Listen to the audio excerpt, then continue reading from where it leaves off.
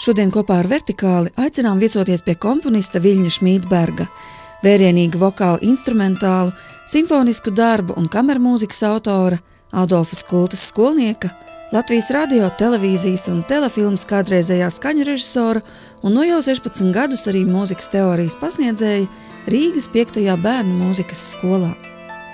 Tieši šeit mēs sastopam Vilni, kuram slodze šķiet tik intensīva, ka garām pārunām nav ne brīža, jo viss ir veltīts tikai mūzikai. Liela terca, maza terca, tīra kvarta, sekunda, noturīgas, nenoturīgas pakāpes. Šeit pārsvarā skan šāda mūzikas leksika, un bērni to saprot.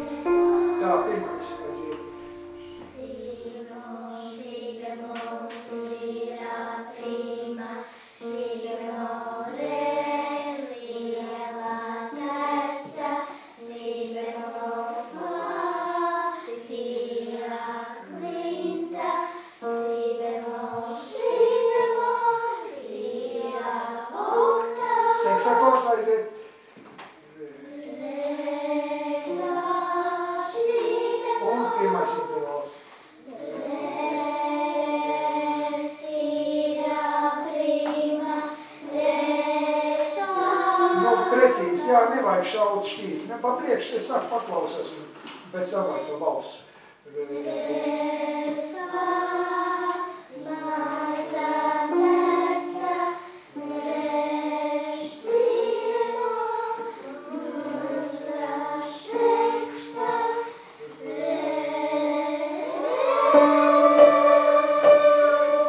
Tagad ņemam paralēlā minoru, to, kas uz mājām jau vajadzētu to uzrakstīt uz nākošo reizi.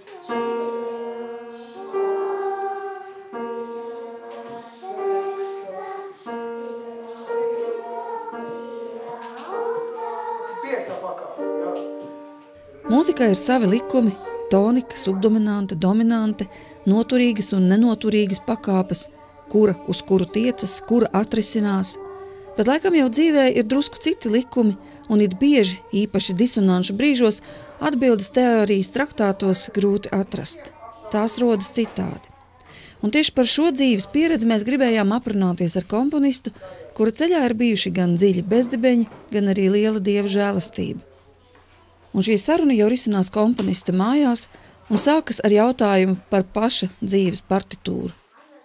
Dzīves partitūra ir sarežģīta, neapšaubām. Dzīves partitūra ir ļoti sarežģīta, bet ja ir pamats pareizi, kā teikts, pareizi sēklu, pareizā vietā iedēstīt, es domāju, ka tas koks izaugs taisnums.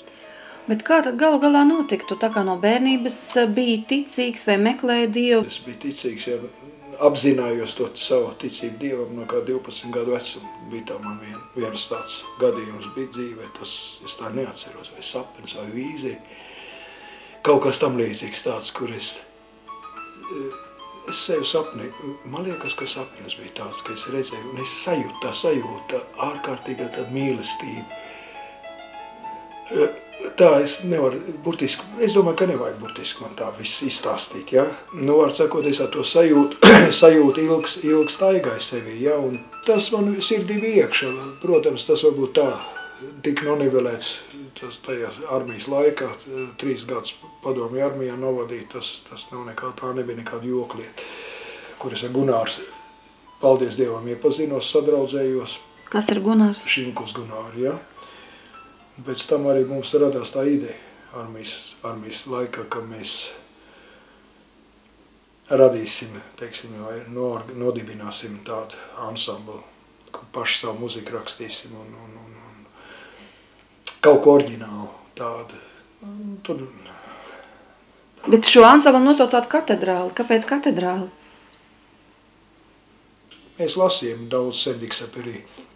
Tajā laikā ar to aizrāvāmies, un tieši tur viņam bija tāds salīdzinājums, ka lielā celtne, pieņemsim kādu lielākā celtne, tāda grandiozākā katedrāla būvēt no maziem ķieģelīšiem, un katrs ķieģelīts liek kopā, teiksim, nākošu un atkal nākošo savienojumus, un tas kopā veido to milzīgo viengabalaino celtni, ja, un tā ideja mums bija.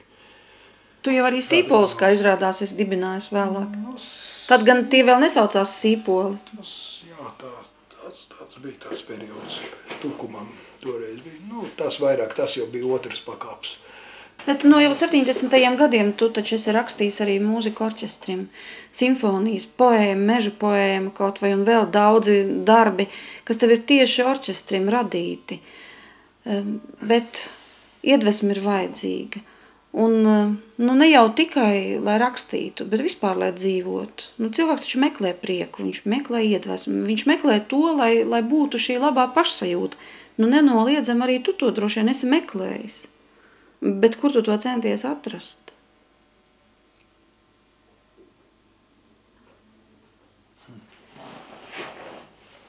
Bībelē tādi vārdi meklē savu prieku savā kungā, tad viņš tev dos visu, pēc kā tavs ir cilgojas. Bet mēs jau to nespējam tā kā ieraudzīt līdz zināmam laika posmam, ka tad mēs saņemsim. Un tos priekus un tās iedvesmas tiek meklētas vis kaut kur. Arī māksla tiek radīta ļoti dažādi. Viens lieto narkotikas un rada mākslu, cits lieto alkoholu un rada mākslu. Tas pareizais ceļš, to nu nevaru teikt. Kāpēc tu, piemēram, lietoji alkoholu? Kāpēc? Es domāju, man vienkārši tas saistījās tajā laikā, teiksim, kad jo es jaunībā vispārīgi tādu alkoholu vispārīgi pat absolūti kā tagad tāds pats atturībnieks, es arī biju vismaz līdz kaut kā 23 gadu vecumam. Absolūti. Bet kas tad galu galā notika? Jo noteikti vienā brīdī bija kaut kāds lūzums, kad arī attiecībā uz alkoholu... Tu saproti, redz, kas ir. Es tā domāju, ka ir varbūt, ko Dievs saudzē, jeb ir, kuriem ir tas sargeņģels klāt. Jo principā es domāju, ka jebkuram cilvēkam tā izvēle tiek dot, ka nav tāda, kuram nav. Kurš ir piezīmes noziedznieks jau kopš, kā teikt, jo mazā bērna, kā teikt, autiņos iekš, ka viņš ir dzīves noziedznieks. Nu, es šaubos par to. Es domāju, ka viss nāk, Dievs dod to dzīvību, Dievs dod, katram ir dvēseli un to, bet kas notiek pēc tam? Kas notiek pēc tam? Tā kā, kas tad notiek pēc tam? Pēc tam notiek tas, kas notiek. Bet kāpēc tev, piemēram, tā tas sanāca? Es nezinu, es domāju, ka Dievs man visu mūžu ir sargājis. Visu mūžu. Vai Dievs, vai svētais, vai kāds sargaņģels, kas man ir bijis klāt, ka visu mūžu es esmu sargāts un taupīts, sargāts līdz tam brīdim, kamēr bija man tas lūzums, bija tā krustceva bija, kur būt vai nebūt. Kas tā bija par krustceli? Nu, es to stāstīju, es negribu maz daudz baigi iedziļināties, lai Dievs man piedod. Tas bija sen? Tas bija 99. gads, 5. novembris, kad man uz slimnīcu aizveidu, un man kā žargonā krieviski, puslatviski, sāk atkačā, es zinu, ka es biju jau galsādēju mazvai. Tas bija saindējos vienkārši. Un tā brīdī kaut ko saprat? Tā bija, ka tur ne tikai saprašana pēc tam, bet es zināju jau pirms tam, es zināju, ka šī pēdējā alus pudele, ko es savu mūžu, es domāju, bet vai tiešām pēdējā? Tas nozīmē 90. gadu beigās? 99. gadā, jā, 5. novembrī no tā brīža, es līdz šim brīdim negrāmot, nu jau 9. gads iet, paldies Dievam. Tā kā gods un slavu, un tas dabīgi pēc tam man veicināja uz to ideju. Jā, bet tas arī kaut kā nāca, tas pasūtījums, Sigvards Kļava, Kaspars Putniņš, toreiz 99. gadā, teica, ka varbūt, ka es kaut ko varētu, viņš tā, kaut ko padomāt priekš ko radio, un tā, laikam viņš teica, ka kaut ko lielāk, es teicu, ja es kaut ko rakstīšu, tad tikai tās būs Dāvids dziesmas, Dāvida psalmi tajā brīdī, bet tad es vēl biju dzerošs vispārīgi. Man jau tie posmi nebija bieži, es jau tā paretam, bet viņi bija diezgan pamatīgi. Tie tādi bija, uz kādu nedēļu man izsit, uz nedēļu, uz pāris nedēļām es biju no sliedēm ārā. Bet, dvēselēs ticīgs bija. Kā te es varu uzreiz psalmus ņemt un kaut ko šitādu, uzreiz ideja man tāda nāk, no kurienes tā man nāca, tad ideja, ka psalmu man jāraksta. Bet, jo tad es sāku rakstīt, tad, kad es teicu, ka es vēl lietoju alkoholu, tad tur nebija nekāda pateicības, ne nepateicības, nekas tur nebija. Vispārīgi vienkārši psalmus rakstīšu Dāvids dziesmas. Pēc tam, kad notiek man tas lūzums un kad es kā tā dabūju kārtīgi pātāku pa dibenu. Jau tad, kad tu psalmu biju rakstījis jau? Es sāku rakstīt pirmo, kad es uzkāpu uz korķi virsmu, saproti, rupjā žargonā. Un tad arī dabūju? Un tad es dabūju tādu bliezienu, dabūju tā kā teikt, nu, tas bija āmen baznīcā riktīgi, paldies Dievam, tas bija tā kā nākās. Nu, pēc tam sāk skatīties, kas ir noticies vispārīgi. Momentā 1-2 mēnešu laika pavisam cits cilvēks paliek momentāli. It kā būtu pa jaunu piezīmes. Tad pamazām es iegāju iekšā, es pabeidzu pirmo dziesmu, un tad 28. man liekas, es rakstīju. 2 dzīves ceļi, tā ir pirmais, ja? Svētīgs tas cilvēks, kas neseko bezdievīgo padomam, nec staiga grēcinieku ceļus, nec arī sēž paļātāju pulkā.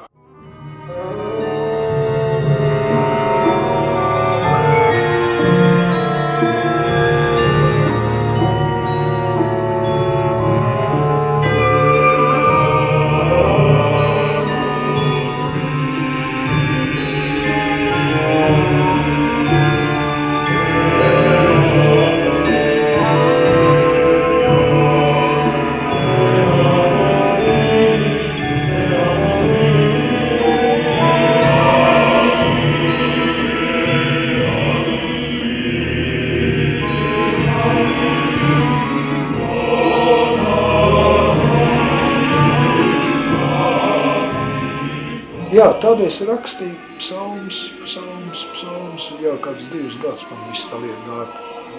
Man burtiski bija saplānos, pa cik laika termiņš bija diezgan, man bija saplānos pilnīgi pa mēnešiem. Tik es drīkst, tik ir nākošā daļa, jau mājā, jo man jārakst, jau jādomā pa 3. daļu. Tur jau man burtiski viss bija saplānots. Tur laiks bija ļoti termiņš jau. Un pēdējais ir pateicības dziedājums. Jā. Nu, tas bija pateicības dziesmas Dievam par to, ka Dievs man bija glābs. Bet kā tu tomēr atradi ceļu uz baznīcu? Tā jau ir cits turpinājums tālāk, nākošais posms. Tas bija 2004. gads, kad man brālis nomira. Un man uzreiz baigais tāds garīgā ziņa sitiens pa diafragmu, tā riktīgi. Cauri es jūtu, ka es pilnīgi absolūti tādā. Kaut kādā, autopilotā ar bērniem strādā pilnīgi tāda. Viss jau notiek. Un man skola tur, man forši draudzene, ļoti labi tūs cilvēks. Tā kā mās, tā kā meita, Gabriela Čerņavs skatoviet īsti. Super cilvēks.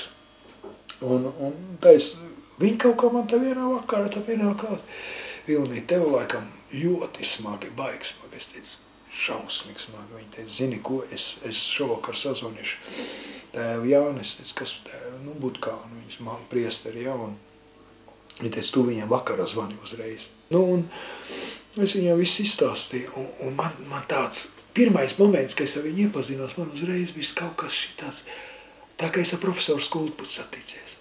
Jo viņam ir kaut kas šitāds te, viss tā drusīgi, tā ārkārtīgi tā inteliģentā valoda, ja, bet tāda īstā, tā īstā, vecā, patiesā valoda, tāda īstā, viņš ārkārtīgi smalka, tā ļoti, tāds labā nozīmē, tāds garīgi jūt, to garīgumu, tāds starojums no viņa nāk ārā. Tas man pirmais jau uzreiz jau bija. Un tad, var sakot, sarunājam to, ka viņš nākošajā rītā man vajadzēs 7 uz svēto misu būt, otrdiena. Tas es perfekti atceros viss. Datumu neatceros tikai tas bija, jā, tas jau bija kāds aprīļa sākums. Ne, marta sākums.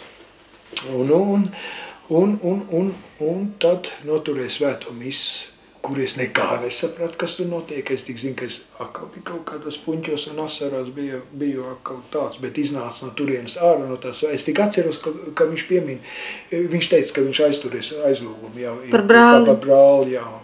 Un es tik zinu, ka es iznācu ārā no turienes, tā kā no Sompirts, no baznīcas, kas tāds absolūti tāds, bet ne jau fiziskā ziņā, jā, bet tāda garīgā ziņā man tā kā kaut kas nokrits nost, tāds. Es nevaru, jā. Pēc tam es atnācu mājās un no rīta, jā, man vēl līdz 2, laiks kārtīgs, jā, es jau atceros, ka momentā mājas nolūs aizmīgu, kāds pāris stundas nogulēja, tā pilnīgi, absolūti. Tā forša sajūta, tāda viegla sajūta, viegla. Pēc tam nākošā naktī sapnis bija, superīgs sapnis. Kā es redzu, ka es stāvu, zinu tā kā kapu žociņi vecos laikos, kad taisīja šitāds metāla, no tāda metāla režģi, jā, tā kā tāda žociņi, tā kā vārti, un saproti, maz vēlniņš, jā. Tāds, man liekas, pēc tam viņš maziņš paliek, ja, ka es izrauju viņam atslēgu no rokām ārā. To es baigi labi atceros. Atslēgu sagrābu, ja, un pēc tam viņš sarūk maziņš, un izzūd pavisam, izšāks. Dievgodu vārds es to saku. Tāds sapnis redzēju naktī. Tā es saprotu, ka tas zīmējās uz to, ka es kaut ko labi es izdarīju brāļu dvēselē, saproti to. Un tas ir nepajokam.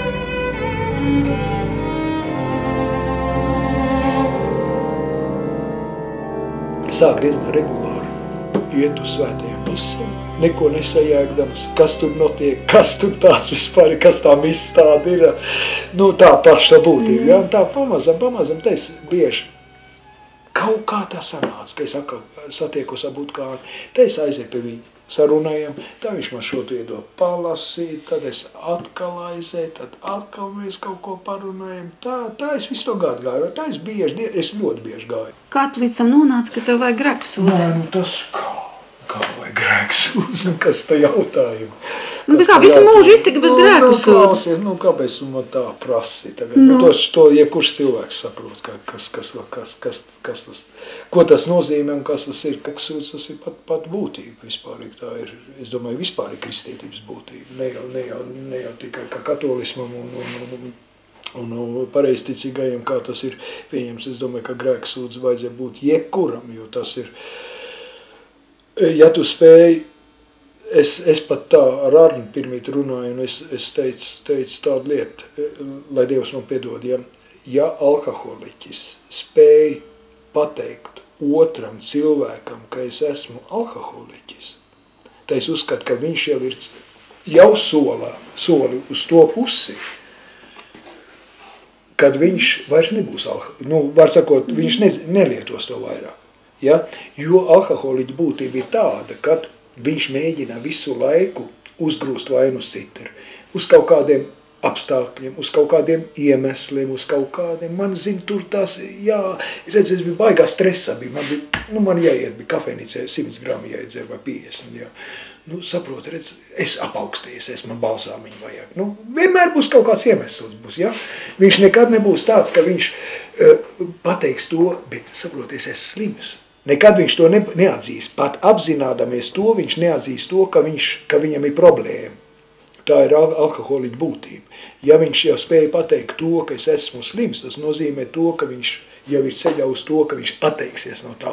Tas pats ir arī ar to, ja tev ir grēks virsū, ja tu spēj to grēku pateikt otram cilvēkam, bet tas mācītais, tas priesteris arī tāpat grēcīgs. Bet es teicu, tu neskaties uz to priesteri, tu skaties pats uz sevi.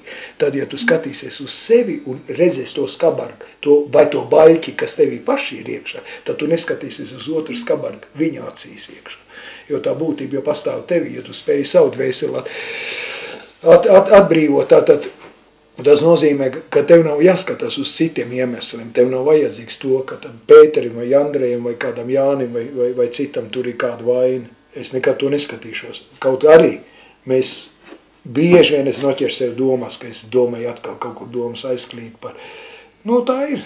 Mēs, diemžēl, cilvēki esam, ka es jūtu, ka es kaut kur runāju, kaut kur sāk domas, jau sāk domāt, vai tur kā cita, vai tu sāc jau kritizēt jau. Mēdz būt tā. Vai tā nav tā? Protams. Ir tā.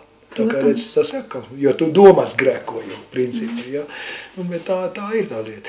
Bet redz, pa priekši jāprot sevi saskatīt, savus vainas, un tā ir liela māksla. Jo pirmkārt atrast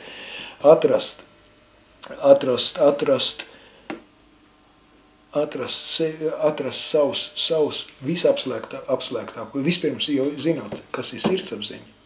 Otrkārt, saprast grēku, kurš jau ir grēks.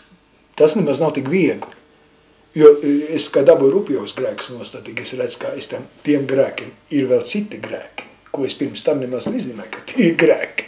Ar to jau tikai sākas viss tas. Kur jau tāpēc jau ir, kāpēc reiz mēnesi ieiet uz grēksūdzu, apmēram. Man ir bijuši reiz, ka es vienu nedēļu, nākošā nedēļa atkal, pēc nākošā nedēļas akalē.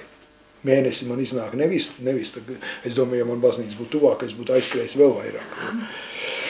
Mēdz būt tāds lietas. Varbūt nevienmēr, bet šādi ir problēmas. Kāpēc tās pirmās grēku sūdzes? Tā taču vajadzīga liels saņemšanās. Tas bija baigais, tas bija tā, kā zina.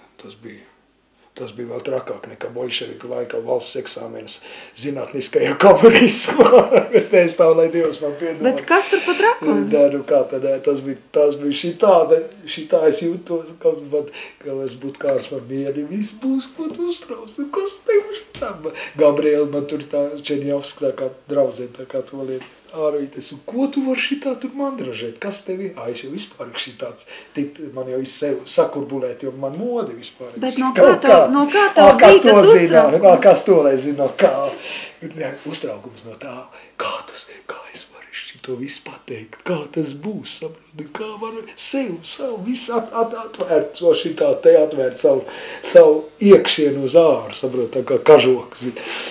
Kas pēc tam notiek? Pēc tam nekas nebija. Es pat nevarēju saprast, kas tur notiek. Gāja tur nesakarīgi, tur gāja vispār šitā te.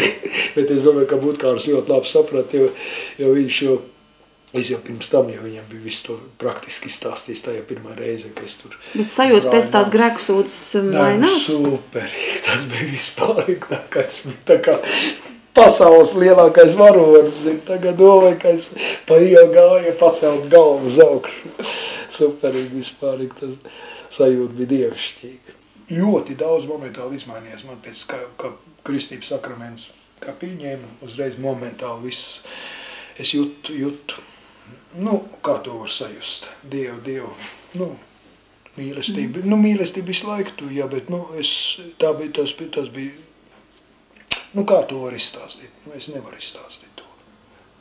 Un 11. augusta bija laulības, un viss bija kārtībā.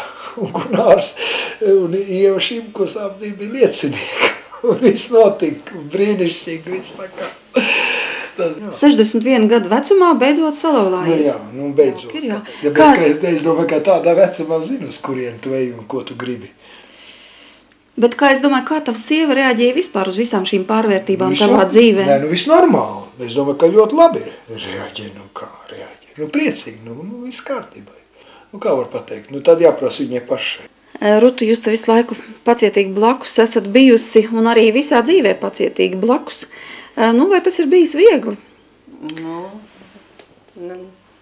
Neteiksim, ka viegli, protams, jo Vilnis ir sarežģīts cilvēks un ar viņu dzīvot nav viegli.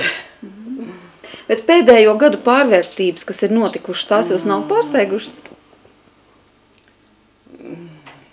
Es varu tikai pateikties Dievam, ka tas ir noticis, jā. Lūdzāt par viņu? Jā, protams. Nelikās kādu brīdi, ka tās lūkšanas netiek uzklausītas? Es laikam esmu ļoti pacietīgs cilvēks un un esmu priecīga, ka tā ir noticis. Es nāku no ļoti kristīgas ģimenes un es biju ļoti priecīga un pateicos Dievam par izrādīto žēlastību. Tas viss izklausās tik vienkārši, kad jūs par to runājat. Tas izklausās tā, kā nebūtu bijis ne sāpju, ne pārdzīvojumu, ne izmisumu, tikai cerība. Jā, tā bija. Bija cerība un piepildījās. Tas ir apbrīnojami, ka jūs par to spējat tik mierīgi runāt. Nu, bet tiešām nebija tā, ka likās, ka jūs lūdzat par savu vīru, bet tā kā Dievs nedzird šīs lūkšanas. Gadi iet un viņš nedzird un jūs lūdzat. Vai tomēr nebija tāda sajūta, ka tas tā būs vienmēr, ka nebūs šī lūzuma? Es nezinu, es kaut kā cerēju, ka mainīsies uz labo pusi, ka dzīve mainīsies. Man bija tāda cerība, jā. Sam bija tikai pirmā komunija, jo bija pēc laulībām. Tātad tu tiki arī pie dievgalda? Nu, bet kā, protams. Tas nav brīnišķīgi. 61 gadu vecuma, bet pie dievgalda tika. Tas ir kaut ko vērts. Tas nav tā 18 gados, vai jaunākā vēl. Nu, brīnišķīgi. Es protu novērtēt to.